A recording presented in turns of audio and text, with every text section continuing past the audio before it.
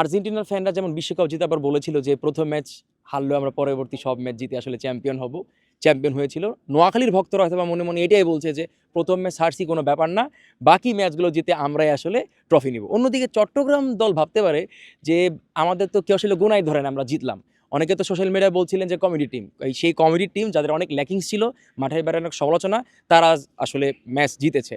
তো নোয়াখালী আর চট্টগ্রামের এই ম্যাচটা আসলে কিরকম হলো তা আমার জানবো আমরা সজল ভাইয়ের কাছ থেকে। ভাই, প্রথমে বলতে চাই চট্টগ্রামের জয় কি এক্সপেক্ট করছেন কিনা? আমার মনে হয় করেন নাই। আসলে চট্টগ্রামের কিন্তু ওয়েল ব্যালেন্সড একটা টিম। ন্যাশনাল টিমের অনেক বলার আছে, ওরা বলিং নির্ভরই একটা টিম। দেখেন আজকে বলাররাই কিন্তু মেইনলি ম্যাচ জিতেছে। এখানে চিটং যে রানটা করছে এই উইকেটের জন্য, আগেই বললাম আপনাকে, এই উইকেটের জন্য সাফিসিয়েন্ট না, যথেষ্ট না।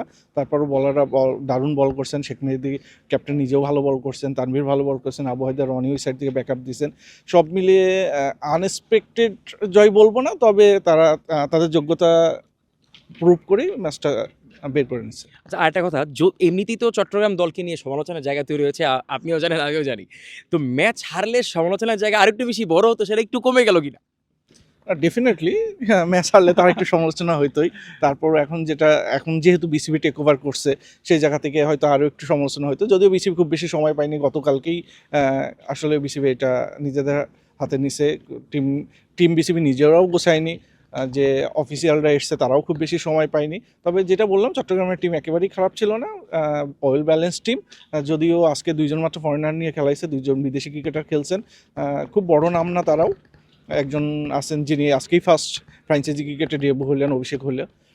তো আসলে শেখ মেহেদী মাত্র যেটা বলে গেলেন আমাদেরকে, যে আগামী হয়তো টিম ম্যানেজমেন্টের সদস্য যারা আছেন, বিসিবি যারা মানে তাদের দায়িত্বে আছেন এই টিমের, তারা আরও বিদেশি ক্রিকেটার নিয়ে আসবে, যেখানে ল্যাকিংসগুলো আছে তারা ফুলফিল করবেন।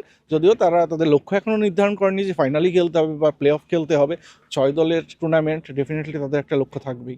আর নোয়াখালী দলটা আসলে মানে কাগজে কলমে যদি বলি, খাতা কলমে কিন্তু দেখা যায় যে টুর্নামেন্টের আগেও আমরা চট্টগ্রাম থেকে একটু উপরে হইলেও রেট করেছিলাম নোয়াখালী দলটাকে। বাট নোয়াখালী দল ওইভাবে আসলে ইনিংসটা বিল্ড আপ করতে পারলো না, যদিও একটা টার্গেট তারা সেট করতে চেয়েছে। বাট বিষয় হচ্ছে সোহান যেই আসলে একটা এগ্রেসিভ স্টার্ট দিল, তারপরে আমরা সাদাকাতকে দেখলাম তিনি একটু চেষ্টা করেছিলেন, পরে কি হলো আসলে নোয়াখালী? দেখেন, নোয়াখালীর ফ্র্যাঞ্চাইজির আজকে ডেবু হলো বিপিএলে 12তম আসরে এসে। নোয়াখালীর শেষ পর্যন্ত আপনি দেখবেন আজকের ম্যাচটা বেশি রাতে স্টার্ট হয়েছে, 1:30টার সময়।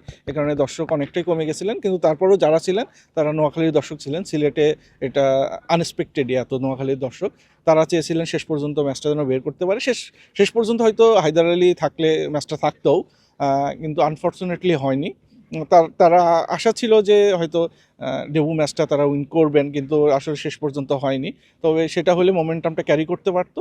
কিন্তু যেটা বললাম যে আসলে দুইটা, এবার তো 6টা ফ্র্যাঞ্চাইজি, এর ভিতরে যে দুইটাকে নিয়ে একটু বিতর্ক বা একটু আলোচনা, একটু প্রশ্ন উঠেছে, সেই দুই ফ্র্যাঞ্চাইজির ভিতরে আসলে নোয়াখালীও ছিল। নোয়াখালীর হেড কোচ আপনি জানেন, খালেদ মাহমুদ সুজন, তার সহকারীকে নিয়ে গতকালকে বের হয়ে গেছিলেন। সে কিছুটা ইফেক্ট তো ডেফিনেটলি পড়েই টিমের ভিতরে। আসলে আত্মবিশ্বাসে ঘাটতি পড়ছে কিনা এটা একটা ব্যাপার।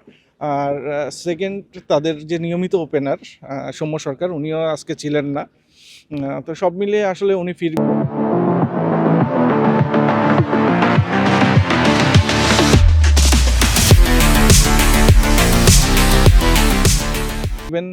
আশা করতেছি। হয়তো টিমটা ওনারা ভালো করে গুছাইতে পারবেন। এখনও লম্বা পথ, বিপিএলের বেশ কিছু ম্যাচ আছে ঘুরে দাঁড়ানোর জন্য।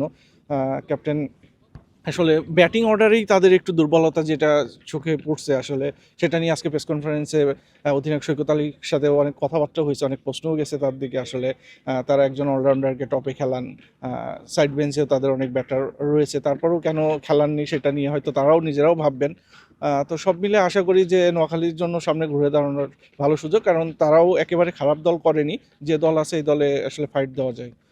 ফাইট দেওয়ার মধ্যে দল আসলে নোয়াখালী, এবং নোয়াখালীর দলে রয়েছেন জাকির আলী অনিক, যাকে নিয়ে সামাজিক যোগাযোগ মাধ্যমে ট্রল হয় যে তিনি শুধু লেগে খেলেন, অফে খেলতে পারেন না।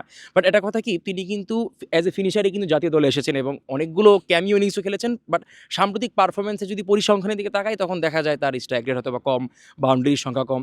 তবে আমি জাকির আলী অনিককে নিয়ে একটা প্রশ্ন করতে চাই, এটা আমার নিজের জায়গা থেকে এক্সপেকটেশন ছিল যে তিনি ভালো করবেন হয়তো বা, যদি একটা ম্যাচ গেল।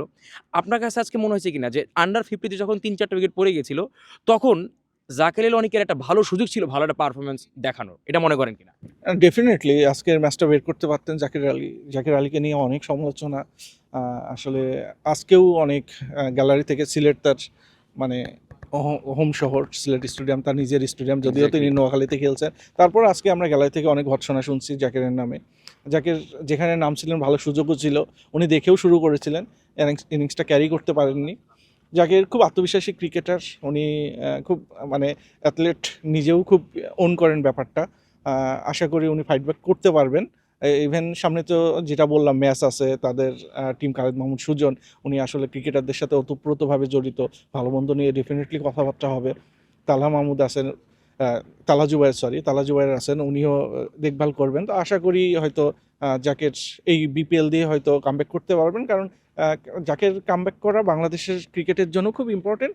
কারণ জাকের যে Exactly. রোলটা প্লে করে জানেন ফিনিশিংয়ে, সেখানে আসলে বাংলাদেশের খুব কম আর কি কম্পিটিটর আছেন। Zaker one of the best. সামনে টি-20 ওয়ার্ল্ড কাপ জানেন, জাকের যদি আত্মবিশ্বাসের সাথে ফিরতে পারে, ব্যাটে রান পায়, আশা করি সেটা বাংলাদেশের জন্য বেটার হবে, জাকের নিজের জন্য বেটার হবে। ভাই যদিও একটা ম্যাচই হয়েছে মাত্র, একটা দারুণ সুযোগ ছিল, তিনি ম্যাচটা বের করতে পারতেন।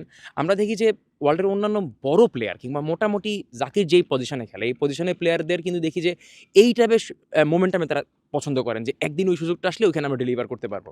দেখেন আমরা ছোট দল বড় দল কাগজে কলমে কিন্তু চট্টগ্রাম একটু নিচের সারিয়ে, সেটা সাধারণ জনগণই বলবে।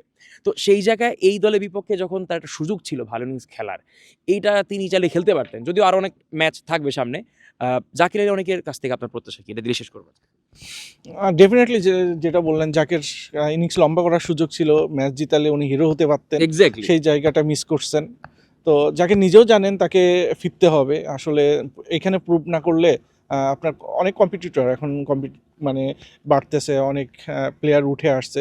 তো জাকের হোপফুলি আমিও বিশ্বাস করি, জাকের সিলেটে খেলা আপনি জানেন, এরপরে সিলেটের পর চিটাগাংয়ে খেলা, অনেকগুলো ম্যাচ, এরপর মিরপুরে খুব কম ম্যাচ, ব্যাটিং ফ্রেন্ডলি উইকেটই বেশি পাবে, জাকেরের পছন্দের মতো উইকেট।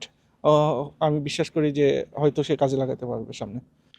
জাকির আলী অনেক নিজের পটেনশিয়ালটাকে আরও ঠিকভাবে কাজে লাগাবে এবং নোয়াখালী ম্যাচ জিতে যাবে এই প্রত্যাশায় নোয়াখালী ভক্তদের। নোয়াখালী যেমন আসলে ম্যাচে ফিরুক সেটা যেমন চায় দর্শকরা, ঠিক তেমনি চট্টগ্রাম দল, যে দলকে নিয়ে কারোর আসলে এক্সপেকটেশন নেই আসলে, তারাও একটা ম্যাচ জিতে গেছে, তাদেরও কামব্যাক করার সুযোগ রয়েছে। বিপিএল এর প্রথম দিনে কিন্তু চমৎকার নাটক দেখলাম আমরা, অনেক বেশি উত্তেজনাকর মুহূর্ত দেখলাম, চমৎকার ভালো ইনিংস দেখলাম।